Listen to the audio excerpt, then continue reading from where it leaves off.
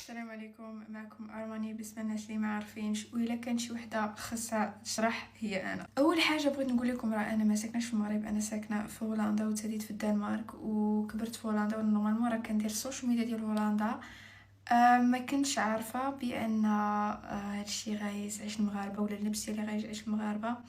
انا لبسي بحال هكاك وانا جو بو كومبروندر سي لباسي خلع الناس، راه ماشي حيت لبس انا بحال هكاك كنشجع البنات باش يلبسوا بحال هكاك، بالعكس راه حيت انا كبرت في واحد المجتمع اللي كيجيهم هادشي عادي واللبس عادي، داكشي علاش ولا كيجيني حتى انا عادي، ولكن ما كنشجعش البنات باش يلبسوا بحالي. عارفه بان في المغرب هادشي ماشي عادي. ثاني حاجه انا ما كانش كيسحاب ليا ديك لا جوب غادي تبان طالعه حتى لديك الدرجه في الكاميرا. انا براسي فاش شفتها كنت مع راسي او شيت. وبغيت نوريكم بان ديك لا جوب اللي كنت لابسه راه ماشي جوب، راه شورت. بزاف الناس كيقولوا لي كيلوط كيبان ولكن راه شورت.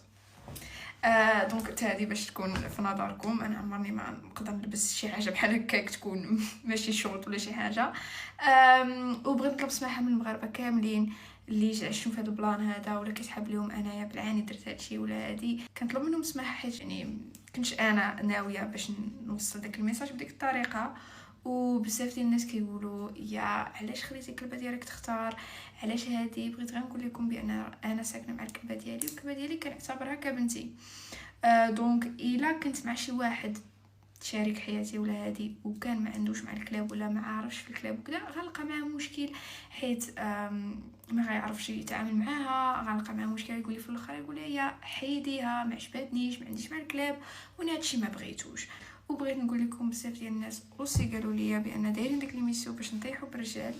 بالعكس بالعكس، راه كما كنقولوا ما تاخذوش بجديه، خذوه بشويه ديال الضحك كما كنقولوا حنا في هولندا، خذوه بشويه ديال الملحه، راه ما واقع والو. وصافي هادشي اللي كنت باغا نقول لكم. وبغيت نقول لكم مره اخرى I am so sorry. باي.